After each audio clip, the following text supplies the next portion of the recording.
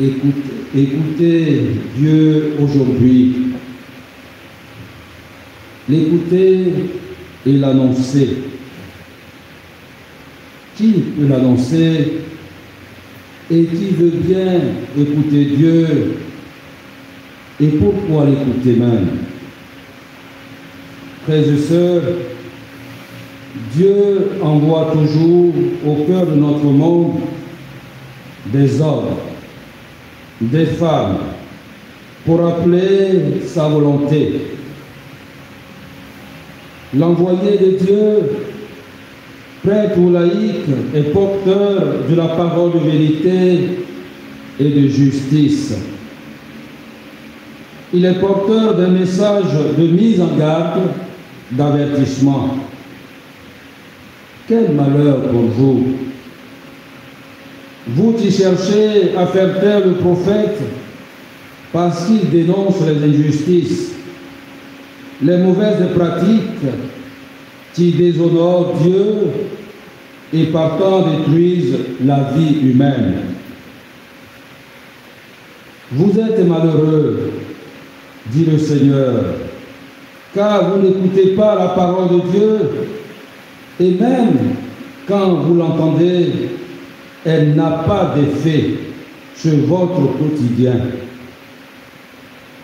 Quelle mauvaise foi, quelle dureté de cœur.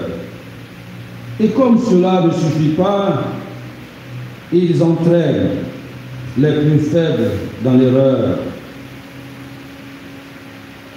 Mon frère, ma sœur, Jésus, notre Maître, dénonce et met en garde et en même temps nous invite à faire comme lui. Comme lui dans notre société, au lendemain incertain, dénoncer et parler sans peur dans cette société où les vautours, comme des rapaces impitoyables, emportent tout sur leur chemin. Nous devons dénoncer ces agissements au risque de notre vie, comme le Maître lui-même. Pourquoi avoir peur? Pour se donner une bonne conscience, ceux qui boivent chantent un chant que je ne voudrais pas chanter ici, mais que je voudrais chanter autrement. Ben, je vais dire les paroles. Quand tu bois, tu meurs. Quand tu ne bois pas, tu meurs.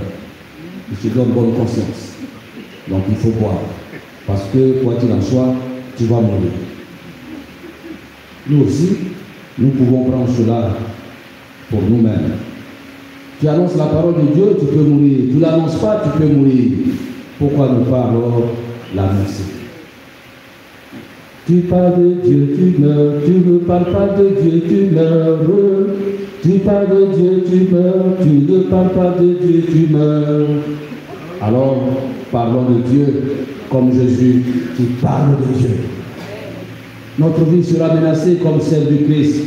Quand Jésus fut sorti de la maison, les scribes et les pharisiens commençaient à s'acharner contre lui et à le harceler de questions. Ils lui tendaient des pièges pour traquer la moindre de ses paroles. Toi aussi, tu seras certainement traqué, harcelé de questions, mais il ne faut jamais avoir peur.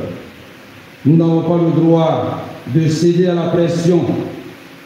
Les envoyés de Dieu que nous sommes, prêtres ou laïcs, nous devons conduire nos frères à la vraie justice de Dieu qui s'obtient par la foi en Jésus-Christ, comme nous le recommande Saint Paul dans la lettre aux Romains que nous venons d'écouter.